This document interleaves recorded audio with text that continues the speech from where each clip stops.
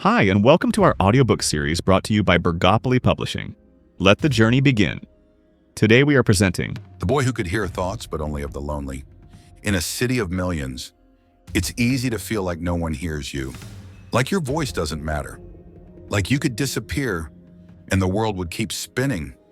That's how Caleb felt. Every day, quiet, invisible. He was just 13, awkward, soft-spoken, always in the background. But Caleb had a secret, a gift he never asked for. He could hear thoughts. Not all of them, only the thoughts of the lonely. It began the night his mother left. She packed a bag, walked out, and didn't look back. No note, no goodbye. The house was so quiet, it hurt. He wanted to scream, but instead, he heard a whisper. "I wish someone would notice me." He thought it was his own pain talking, until the next day. In the lunchroom, a girl sat alone.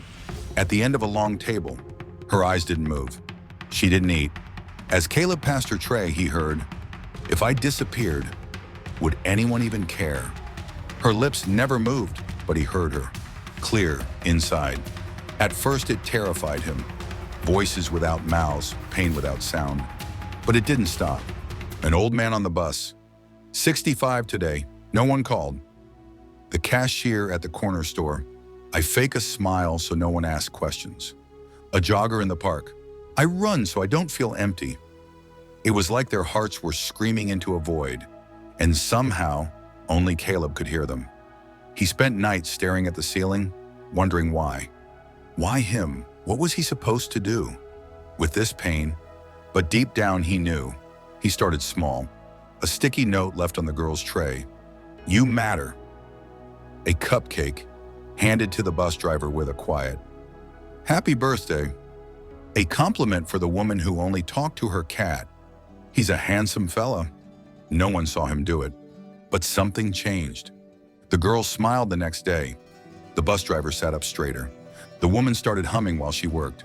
"Maybe today's not so bad. Someone cares. I forgot what this felt like."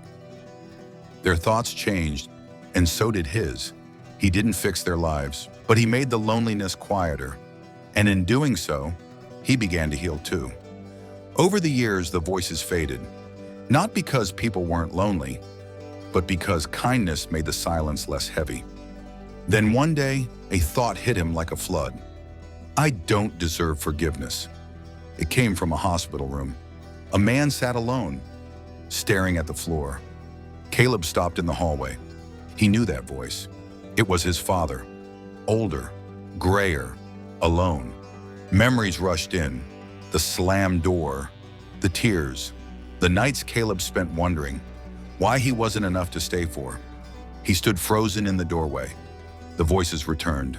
"I failed him. He must hate me. He should." Caleb stepped inside, quietly, carefully.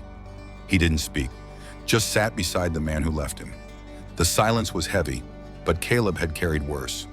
After a long moment, he reached out, placed a hand on his father's arm. No anger, just a quiet truth. "I forgive you." And for the first time, he didn't hear a thought. He heard a voice. "Thank you." Now, Caleb still hears them sometimes, faint whispers from shadowed corners of the city, but not as often, because in a world where someone finally listens, the silence isn't so loud anymore. Thanks for listening. If you enjoyed this presentation, be sure to like and subscribe so you don't miss future audiobooks. You'll find links below to explore our books and grab official merch. We've also included some affiliate links to the tools we use to bring this project to life.